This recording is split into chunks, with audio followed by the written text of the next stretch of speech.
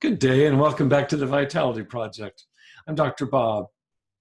Yesterday we introduced the interpersonal dimension as one of the enormous costs that is inherent in active addiction. Specifically, what we did is we looked at the numbness, the dead eyes, the loss of passion, the loss of attraction, the loss of joy, which insinuate themselves into our key relationships, all as a function of ongoing enslavement to addictive substances and behaviors. What did you find in our homework exercise?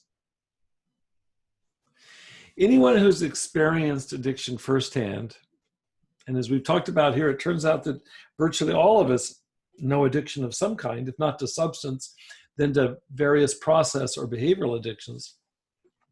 Any of us who've experienced addiction know how dimmed our vitality becomes over time.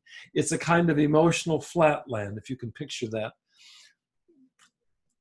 But I don't know that most of us have escaped the effect this has on relationships too, where there's a painful disconnect that most often is associated with active addiction, where those who love us most, those whom we love the most, treat us as strangers. Addiction takes over the part of the brain.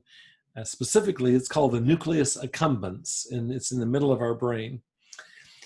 Addiction takes over the nucleus accumbens, which normally, if everything's going right, it normally regulates our sense of enjoyment and keeps our pleasure going. Our brains get hijacked, and this leaves us high and dry when it comes to connecting up with ourselves. But not just that, it also affects our being able to connect up with others. For today, let's reflect one more time on the cost to enjoying living inside our own skin day in, day out, the cost that is associated with active addiction.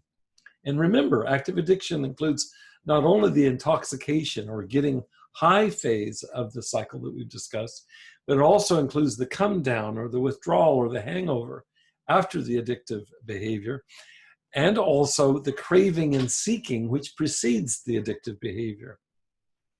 So let's focus one more time on just how limited, how hamstrung our normal pleasure response is as a result.